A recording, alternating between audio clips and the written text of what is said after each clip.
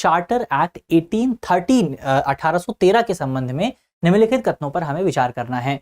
3 कथन हमारे सामने दिए हुए हैं। पहला कथन है कि इस एक्ट ने 1813 के एक्ट ने भारत में ईस्ट इंडिया कंपनी के व्यापार एकाधिपत्य को चाय का व्यापार और चीन के साथ व्यापार को छोड़कर समाप्त कर दिया। दूसरा स्टेटमेंट है, इसने कंपनी द्वारा अधिकार में दिए गए भारतीय राज्य क्षेत्रों पर ब्रिटिश राज क्राउन की संप्रभुता को सुदृढ़ कर दिया। और तीसरा स्टेटमेंट है, भारत का राजस्व अब ब्रिटिश संसद के नियंत्रण में चला गया, डायरेक्ट नियंत्रण में चला गया। तो इसमें अगर आप देखें तो आपका ऑप्शन 3 जो है ये गलत है, क्योंकि ब्रिटिश सरकार के अंतर्गत नहीं गया था। तो इस तरह से अगर आप हटा दें, ऑप्शन 3 यहां पर हटा दें, इसको भी आप हटा दें, इसको भी आप हटा दें, तो ऑप्शन ए जो है ये आपका सही जवाब हो जाता है। आप देखें यहाँ पर आपको जो ऊपर के जो 2 स्टेटमेंट हैं वो आपको पढ़ने की भी जरूरत नहीं है, केवल अगर आप यही स्टेटमेंट जानते हैं, यही अगर आप जानते हैं कि ये गलत है तो आप सही जवाब ढूंढ सकते हैं। लेकिन अगर आप ये नहीं जानते हैं तो भी आपको ये सारे जो है स्टेटमेंट पढ़ने पड़ेंगे, तब आप इसका सही जवाब ढूंढ सकते हैं।